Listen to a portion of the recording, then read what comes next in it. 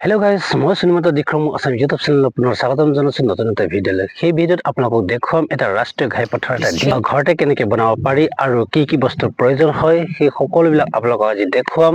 এটা without drone camera, এটা বিনা ড্ৰোন কেমেৰাত আপোনালোকে কেনেকৈ ৰাষ্ট্ৰীয় ঘাইপথ তৈয়াৰ কৰিব পাৰি সেইটো আপোনালোকক সেই ভিডিঅ'ত দেখুৱাম।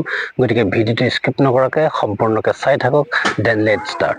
প্ৰথমে মই আৰ্ট পেপাৰ 5 ইঞ্চি জোখত দুখন কাটি উলিয়াইছোঁ, কাৰণ আৰ্ট পেপাৰ পকা ৰাস্তাৰ compared to similar date and পকা ৰাস্তাৰ যিটো মাজৰ অংশৰ যিটো বগা বগা দাগ থাকে, so' I compared to like this one.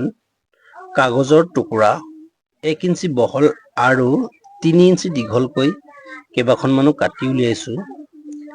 এতিয়া কাটি উলিওৱাৰ পিছত আৰ্ট পেপাৰখন সমান জোখত এটা কাটি পাৰি ল'ব লাগে। পাৰি লোৱাৰ পিছত কাগজৰ টুকুৰাকেইটা সমান জোখত পাৰি ল'ব লাগে, মই যেনেকৈ দেখুৱাইছোঁ। এতিয়া চাওক, একজেক্ট মেনুলৰ নিচিনা লাগিছে নহয় জানো? চ' ভিডিঅ'টো বেছি দীঘলীয়া নকৰোঁ, শ্বৰ্টলি মই দেখুৱাবলৈ চেষ্টা কৰি আছোঁ।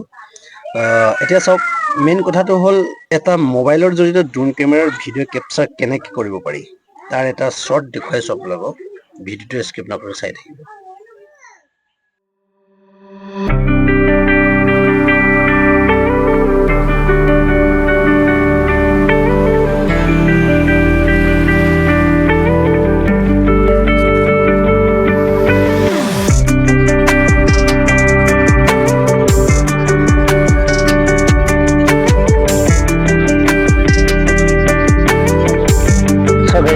এয়া আছিল ৰাষ্ট্ৰীয় ঘাইপথৰ এটা দৃশ্য বা ডেমো।